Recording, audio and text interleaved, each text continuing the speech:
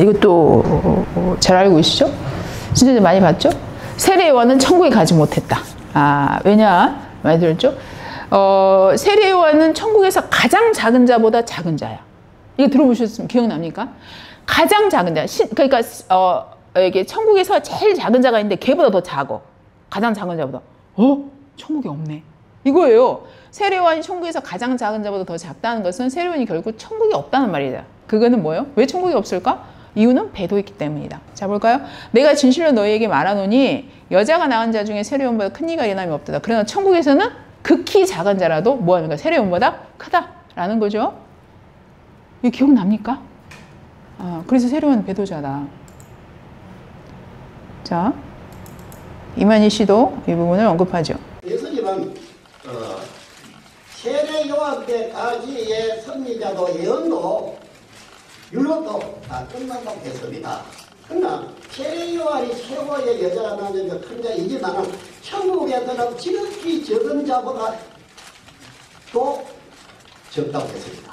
그럼 천국에서 여기까지가 천국이 막 여기에 기도 적은 자가 적은 바 이거 천국에 적은 자 소리가 못 들어가는 거 아닙니까? 그래, 왜 배도자를 하느냐? 이 말은 여기서 두고 한 것입니다. 안 그렇습니까? 끝까지 믿어서 끝까지 믿어야지. 그러다 보니 예수님은 이 말씀하고 천국은 세례요한 때보다 친절을 당했다 합니다. 나라를 뺏겼다 이 말이에요. 맞잖아. 천국에서 지극히 작은 자보다 얘가 작아. 세례요한이. 그러면 천국이 없다는 얘기네. 제가 하나 그러면 알겠습니다. 마태 11장 11절을 좀 볼까요? 내가 진실로 너에게 이르노니 여자가 낳은 자 중에 세례요한보다 큰 이가 일어남이 없어. 그러니까 천국에서 지극히 작은 자보다 큰 이라 이거 놔두고 일단 여자가 낳은 자 중에서 세례요한보다 큰 이가 일어남이 없어. 그러면 이거 무슨 얘기예요? 여자가 낳은 자 중에 세례요한보다 큰 이가 일어남이 없어. 그럼 여자가 낳은 자 중에서는 세례요한이 제일 큰 거네.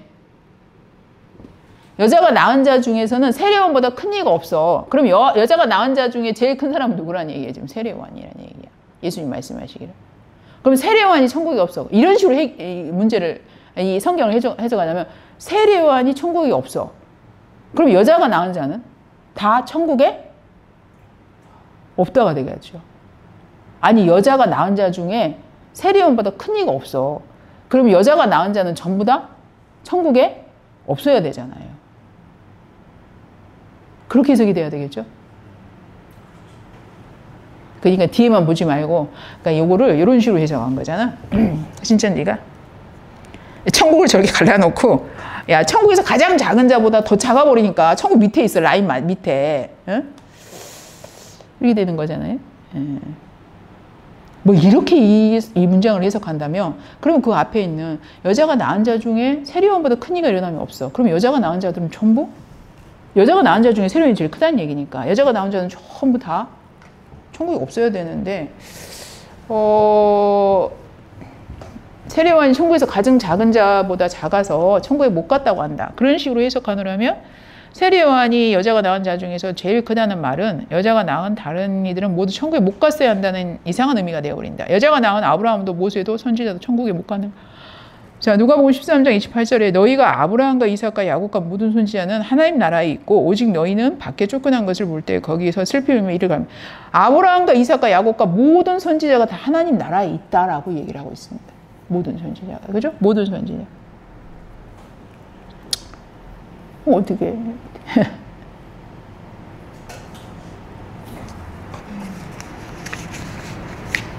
자, 이 얘기는 무슨 얘기냐면요. 예수님이 지금 요거요. 나중에 세례요한과 관련돼서 이제 멘트를 총체적으로 다시 또 바로 이해해야 될 성경을 사복음서 이제 다시 또 이해할 때 있으면 하게 되겠지만 이런 얘기를 해요. 내가 진실로 너에게 말하는 여자가 낳은 자 중에 세례요한보다 큰 이가 일어남이 없도다. 이따 내가 성과 하나 보여주겠지만 그 당시에 상황이 이렇습니다. 400년 만에 지금 선지자가 나타나 버렸잖아요. 완전히 얘는 그냥 혜성처럼 나타나갖고 그냥 인기 스타야, 슈퍼스타야. 세례요한이 얼마나 슈퍼스타였겠습니까? 여러분 생각해 보세요. 그 당시에. 여기는 재정일치에 그냥 종교공동체잖아요. 국가 자체가 종교공동체잖아요. 근데 400년 만에 선지자 세례요한이 와서 좀 세례를 주고 있습니다. 그럼 세례요한이 가장 슈퍼스타, 요즘 가장 슈퍼스타 누구나, 나는 TV를 죄송하지만 아예 안 봐서 요즘 잘 나가는 뭐 스타 있잖아요. 그 정도 급이야. 뭐 모르는 사람이 없어. 예수님이 이런 얘기를 하는 거예요. 세례원이 천국에 없다 이런 얘기를 하는 게 아니라, 야, 여자가 낳은 자 중에서 진짜 애들한테 얘기하는 거야. 세례요한보다 큰 이가 일어나면 없다. 이 얘기는 뭐 다른 얘기가 아니라 걔 대단하지? 응? 걔 유명하지? 걔 명예, 권세 뭐 지금 대단하잖아. 응. 그 영광이 엄청, 세례요한이 누리는 영광이 대단하지. 그런데 천국에서 누리는 가장 작은 자가 누리는 영광도 세례요한이 누리는 영광보다는 크다. 이런 얘기를 하고 있는 겁니다. 그러니까 나는 이렇게 얘기하고 싶은 거야. 보세요.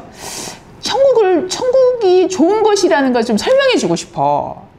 근데 예수님은 뭘 설명했어요? 아니, 성경은 사람들이 하도 금보석을 좋아하니까 막 보석으로 설명을 했어. 근데 얘네들이 알고 있는 큰 영광은 세례요한 영광밖에 없는 거야. 그래. 세례요한이 여자가 낳은 자 중에서 최고다.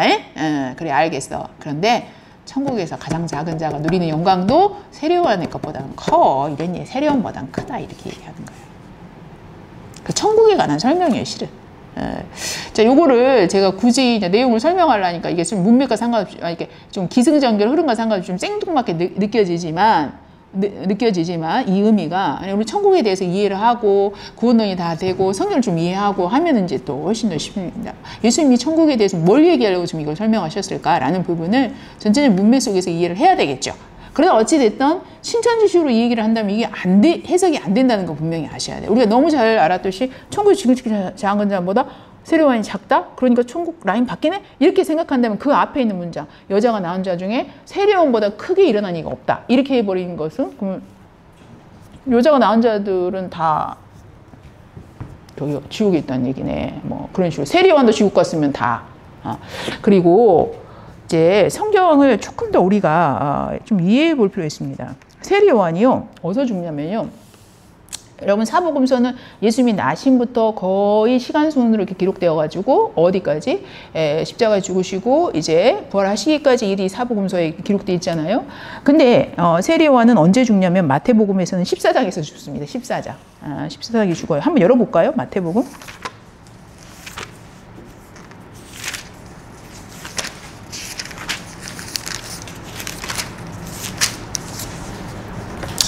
14장에 보면 뭐라고 되어 있습니까? 거기 위에 보면 세례요한의 죽음 이렇게 되어 있죠?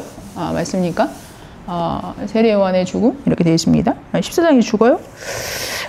그런데 예수님이요, 세례요한이 죽고 난 다음에 14장에서 죽었어요. 어디를 보시냐면 21장 보겠습니다. 21장 내용을 제가 좀 설명해 드릴게요. 예수님이 21장 31절 이런 얘기를 하십니다. 일단 저 보실까요? 제가 좀 설명을 하고 일단 보겠습니다. 마태 21장 31절에서는 23절부터는 이제 무슨 얘기가 나오냐면 이런 얘기가 나옵니다. 이제 예수님이 성전에 들어가니까 뭐라고 하냐면 종교 지도자들이 막 와가지고 예수님 따지는 거야. 야, 너 무슨 권세로 누가 너한테 권위 줬어? 너 무슨 권세로 뭐 이러고 다녀? 막 예수님한테 이렇게 따지는 거예요. 종교 지도자들이. 그러니까 예수님이, 야, 내가 이 땅에 오신 어느 하나님이거든? 하나님께 권세 받았다. 어쩔래? 이렇게 말씀하지 않으시고, 너 무슨 권위로 이런 일을 하냐? 누가 너한테 이 권위 줬냐? 이렇게 물을 때 예수님이 대답한 말이 이렇게 돌려서 말해요. 뭐라고 얘기냐면, 내가 너희들한테 하나 질문할게. 너희들이 이 질문에서 답을 하면 내가 무슨 권위로 일을 하는지 내가 알려줄게. 야, 내 질문이 뭐냐면, 세례요한의 세례가 어디서부터 왔냐? 누구한테 왔냐? 이거 물어보는 거야. 세례요한의 세례가 어디서부터 왔냐? 이렇게 물어보는 거야. 지금 무슨 상태예요? 세례요한이 죽고 난 이후에 지금 예수님이 세례요한에 대해서 언급한 거예요. 야, 세례요한 세례가 어디서 왔냐? 이렇게 물어보는 거야. 그러니까 제사장들이, 종교 지도들이 가만히 생각하는 거야. 뭘 생각하냐면 이렇게 생각해요. 이야, 이 세례요한의 세례가 있잖아. 이게 하늘로서부터 왔다고 얘기를 하게 되면 계산하는 거야. 근데 다 세례 받을 때 너는 왜 안 받았어? 하늘로부터 왔는데 세례 안 받았거든, 자기들은, 지도자들은. 그리고 또 이러잖아요. 걔네들 보니까 세례요한도 이랬어요. 야, 너 회개에 합당한 열매 맺고 와. 오지 마! 세례요한이 또 쫓아내기도 했잖아. 그러니까 얘는 세례 안 받았거든. 그러니까 하늘로부터 왔는데 세례요한의 세례 이렇게 얘기하면 하늘로부터 왔는데 너네는 왜 안 받았냐? 이렇게 이제 자기들이 올무에 걸릴 거고 이거를 사람에게서 왔다고 하니 뭐가 문제가 생기냐? 거기 성경에 분명히 돼 있어요. 이 세례 요한을 백성들이 전부 하나님 보낸 선지자로 알고 있는 거야. 그 세례를 하늘로부터 온 세례로서 백성들이 알고 있으니까 백성들한테 돌 맞을까 무서운 거예요. 그러니까 대답하기가 굉장히 곤란하죠. 그래서 난 모르겠는데 이렇게 얘기를 하는 거야. 그러니까 예수님이 하는 말이 모른다고? 그럼 나도 안 가르쳐주지. 내 권위가 어디서 왔는지 이렇게 얘기를 하는 거예요. 그러면서 이어서 비유를 합니다. 어떤 비유를 하냐면 이런 비유를 해요. 나 둘째 아들 첫째 아들 헷갈리니까 얘들아 그러면서 바로 이어서 비유하는 게 뭐냐면 두 아들이 있었어. 근데 아버지가 심부름을 시키니까 첫째 아들은 예! 하고 안 갔거든. 근데 둘째 아들은 있잖아. 대답도 안 하고 신청도 안 하더니 가서 그 일을 했어. 누가 아버지 말에 순종한 거니? 이렇게 물어봐. 그러니까 사람들이 둘째 아들이죠. 이렇게 한 거예요. 봐봐. 이게 무슨 얘기야? 첫째 아들은 바로 저 종교 지도자들이야. 야, 예 했잖아. 첫째 아들은. 그리고 아무것도 안 했잖아. 저것들 봐봐. 저것들 잘하는 것 같고 겉은 뻔질을 해야지. 근데 걔는 불순종한 거고 둘째 아들은 뭐야? 대답도 안 하고 개판인 것 같았는데 결국 순종했잖아. 그게 뭐냐면 세리야. 창기야. 얘네들은 뭐냐면 세리는 뭐냐면 개판 5분 전이었는데 어쨌냐면 세리와는 세례 받았잖아. 회개의 세례를. 응? 그러니까 걔네들이 천국에 먼저 가 있다. 왜? 세리가 왜 천국 가 있어? 세례요한의 세례를 받았잖아. 그러면 봐보세요. 세례요한이 이번 14장에서 죽어버렸어. 예수님이 지금 세례요한이 죽고 나서 배도에서 죽었다 칩시다. 그러면 그 뒤에 어떤 얘기가 나와야 될까? 14장 이후에. 응? 우리가 한번 생각해 봐야 될 거. 가룟 유다가 예수님 팔기 전에 예수님이 이미 저놈은 나 팔자야. 이렇게 얘기를 지적질을 하셨단 말이에요. 쉽게 얘기하면 속된 말로 지적을 하셨단 말이야. 그런데 세례요한이 배도하고 죽었어. 그러면 배도하기 전에 야, 제가 나 열심히 증거하지만 배도할 놈이야. 이 말 한마디도 할 수 있지만 안 해도 좋아. 그래도 적어도 죽고 난 다음에 너희들 조심해. 세례요한도 길리비자도 있잖아. 배도 있어. 한마디는 했어야 되는데 세례요한 배도 있다는 얘기 아무 말도 안 하십니다. 그것과 관련된 얘기를 14장 이후에 있는지 오늘 가서 심심하면 잠자지 말고 찾아보세요. 한마디도 안 나와요. 죽고 난 다음에 한참 뒤에 세례요한 죽고 난 다음에 세례요한에 대해서 세례에 대해서 언급하면서 뭐라고 했냐면 세례요한 세례를 영접하고 받아들이고 받았잖아. 그러니까 걔는 천국에 가 있어. 이렇게 얘기하는 거야. 야, 세례요한도 지옥 가 있는데 세례요한 세례 받았다고 천국을 운운한다는 것은 조금 이상하잖아요. 자, 봐보세요. 제가 빠른 속도로 읽겠습니다. 23절부터 지금 그 얘기 예수께서 23절부터 제가 할까요? 성전에 들어가 가르치실 때 대제사장과 백성의 장로들이 나와서 이르되 야 네가 무슨 권위로 이런 일을 하니? 누가 이 권위 너한테 주었니? 예수께서 대답하시되 나도 한 말을 너에게 물으리니 너희가 답하면 나도 무슨 권위로 이런 일을 하는지 말해줄게. 요한의 세례가 어디서부터 왔냐? 하늘로부터냐 사람으로부터냐? 그들이 서로 의논하여 이르되 만일 하늘로부터 하면 어찌하여 그를 믿지 않느냐 할 것이요 만일 사람으로부터 하면 보세요. 모든 사람이 요한을 뭐로 여기니? 선지자로 여기니 이렇게 있잖아요. 누가? 모든 사람이. 그래서 모든 사람이 선지자로 여기고 세례받았습니다. 그러면 뭐 모든 사람이 세례요한의 성도니까. 그러니까 여기니 백성이 무섭다예요. 예수께 대답하여 이르되 백성이 무섭다예요. 그래서 예수께 대답하여 뭐라고 하면 우리는 알지 못하노라. 이렇게 하니까 예수께서 이르되 나도 무슨 권위로 이런 일을 하는지 너희에게 말 안 해주지 이러죠. 그러나 너희 생각엔 어떠하냐? 어떤 사람에게 두 아들이 있었어. 맏아들에게 가서 이르되 예 오늘 포도원에 가서 일하라. 그러니까 대답하여 이르되 아버지 가겠습니다 하더니 안 갔고 둘째 아들에게 가서 또 그와 같이 말하되 대답하여 이르되 실소이다. 대답 안 한 거 아니네. 실소이다 해버렸네. 하였다가 그 위에 뉘우치고 갔대. 뉘우치고. 그 둘 중 누가 아버지의 뜻대로 하였느냐? 이르되 둘째 아들이니라. 예수께서 이르시되 내가 잘 봐요. 진실로 너에게 이르느니 세리들과 창녀들이 너희보다 먼저 하나님 나라에 들어간다. 너희보다 하나님 나라에 먼저 들어가. 종교 지도자들 너희보다. 요한이 뭘로 왔거든? 의의 도로 너희에게 왔거늘 너희는 그를 믿지 아니하였으되 세리와 창녀는 믿었으며 너희는 이것을 보고도 끝내 뉘우쳐 믿지 아니하였도다.